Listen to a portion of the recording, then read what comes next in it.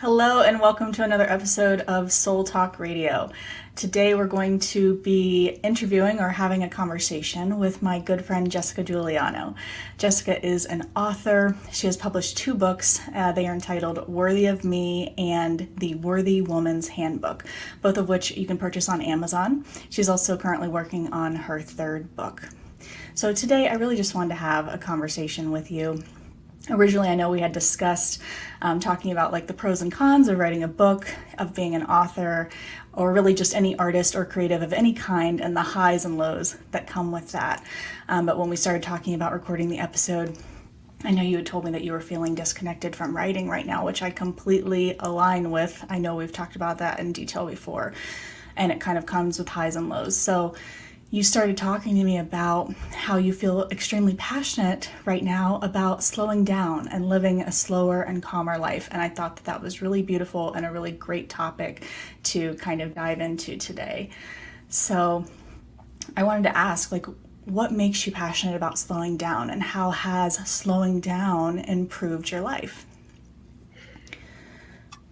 Well, I think a lot of us can agree that our time is very precious, and when you are working, there's not a lot of free time that you have, and especially if you have a family or other responsibilities as well.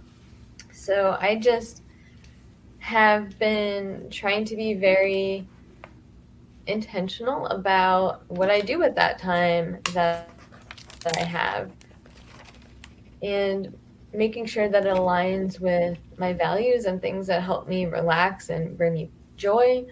I've had a lot of anxiety in my life that I've dealt with, and I feel like I'm finally in a place where that is manageable and not an issue anymore. So I feel like I'm more relaxed than I've ever been, and I want to enjoy that time and just do things that continue to help me feel relaxed and just go with the flow of life and enjoy things and understand that when there's nothing hard or crazy going on, we can feel good.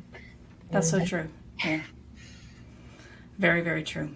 I wanted to ask you, when you said that you're doing more things to feel relaxed, I feel like I'm also trying to do that as well. Like, I'm trying to integrate things into my day because my days are very busy lately. And that's also something that we've talked about. Like, I'm pursuing this podcast and I'm pursuing a business and all of these things. And so, my days are filled lately. So I've had to intentionally set aside time for myself to stretch, to go drink tea, to go stand outside and ground myself, all of these things. And I try and do it at least once an hour.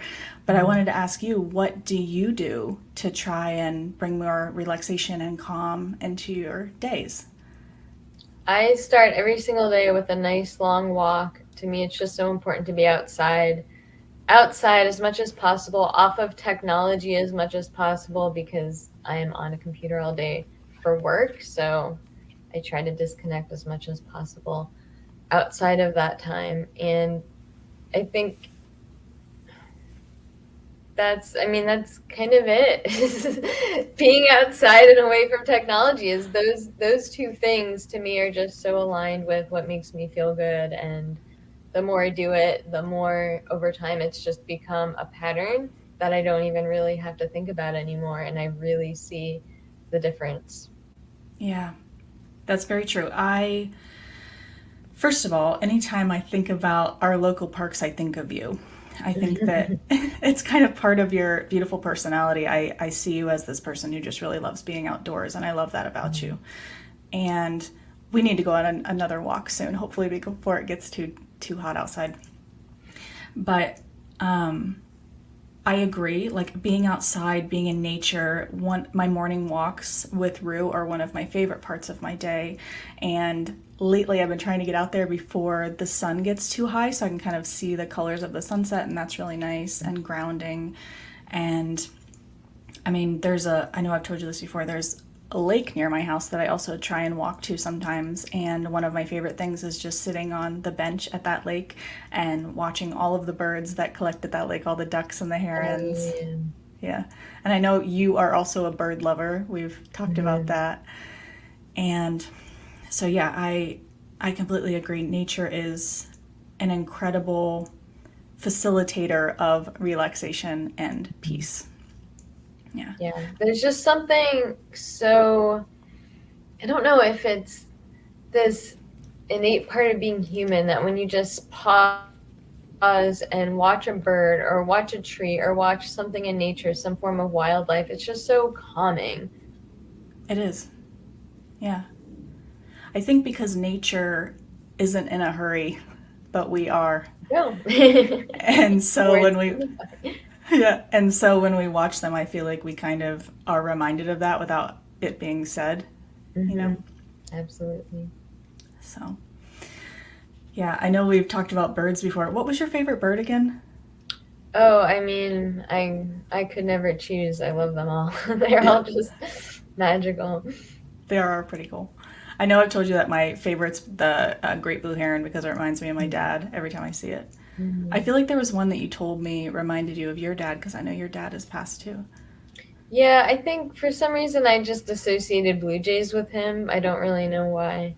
Yeah, But I also love cardinals. I just love the sounds that they make, and they're all yeah. over the place these days.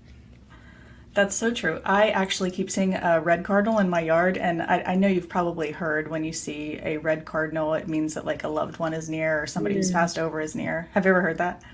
I have, yeah. Yeah. So when I see the red cardinal in my yard, I always think of my dad. So yeah, I totally relate to that. Mm. So another question I wanted to ask you is, so what are some of your favorite things about living a simple, more relaxed life? I feel like I'm able to focus on what's really important to me. So, for instance, I feel like in modern life, we're so inundated with advertisements and things that tell us we should be spending money and buying this and doing that, and that you have to be working your butt off to achieve all these things. And I used to buy into that. I mean, I used to push myself to achieve, achieve, achieve. And eventually I just realized that I wasn't the person that I really am. And I didn't like that. It didn't feel good. So I just stopped doing certain things. And it's kind of why I let a big part of my business go is it just didn't feel right anymore. I just decided, no, I'm not going to do that. And then I got really aware of my spending. I started budgeting several years ago, and that was just a total game changer because for many people, I think we go through life thinking, "Oh, I never have enough money and I need to keep saving or earning more so I have the money to do the things that I want to do." But when I started budgeting, it made me realize that I get to choose where all my money goes. And so I have the ability to do everything that I want to do and I don't have to work my butt off. And I think that maybe that's not available to everybody, but it all starts with becoming aware of what we're bringing in and where we want it to go and making choices. So that has allowed me to have more time because I don't have to work as much, and then I choose what I do with it. And that Yeah, just feels very freeing. it does seem freeing. You seem happier. I mean, you've always been a very happy person to me, but since I've seen you, like, I know we had a long conversation, probably, it may have been almost a year ago now, when we were talking about like using more no buy groups and stuff. Yes. And I see you doing that a lot on Facebook. Hmm. And I love that. I really love Facebook Marketplace as a place to like buy stuff that I really want that I see on Amazon, for example. But I'll do a search on Facebook Marketplace and then I'll set up an alarm for when that item comes for sale in my area. And I do love getting it that way. And I completely agree with you. I've been budgeting for a long time myself to try and be able to have the money to do the things that I love doing. I hated feeling like my entire life was dedicated towards working, getting money, paying my bills, and you're like doing the same thing every day and it's you burn out. you know, especially when you're doing all of these things and there's not enough time or money to enjoy your life. So I do want to travel more, and I'm actually scheduling a vacation with my friend Sandra in California, hopefully in October. Oh, nice. Yeah, I'm really excited about that. I've never been to California. We're supposed to go to San Francisco. That's so funny because earlier this year we were talking about going to California in October, but I think we're changing, saving to go to Europe next year instead. Well, that's awesome. That is funny. I really wanted to go on a Europe trip too. I've never been out of North America. I've been to Canada and Mexico, but nowhere else. And I really want to go to like France, Germany, Thailand. I want to do a whole like month if I'm able. But it'd be lovely to save up for that and be able to do that. So I know that those groups that you're a part of is a beautiful way to do that and start spending less to be able to have more money to do the stuff that we love. I really love the ideas that you bring to the table on that topic. Thank you. Yeah, I think not everybody's even aware that these buy nothing groups exist. Free Cycle has been around much longer, I believe.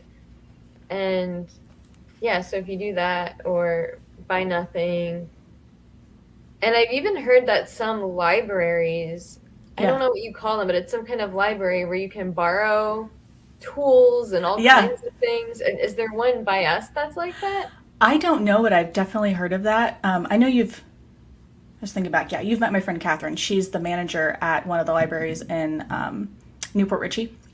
And I know she's talked to me about that. There's libraries, I don't know if they're in our area, who allow you to rent tools, and that's so cool. And I also really love, on the topic of libraries, the ability to, I constantly think about how much I want to read and how much I really love audiobooks, listening to audiobooks, especially when I'm driving. And I end up buying the audiobooks on Audible, but then I forget completely about, I think it's called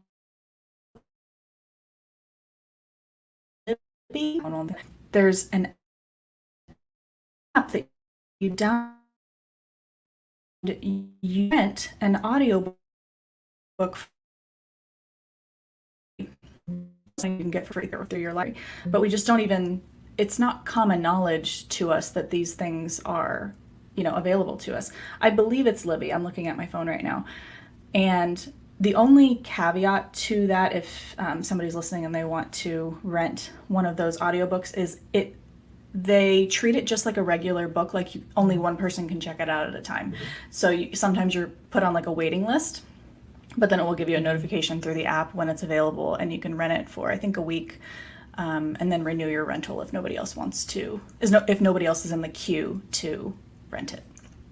But it's still pretty cool. I think yeah. I think we have gotten to a point in our culture where we expect to get things instantly.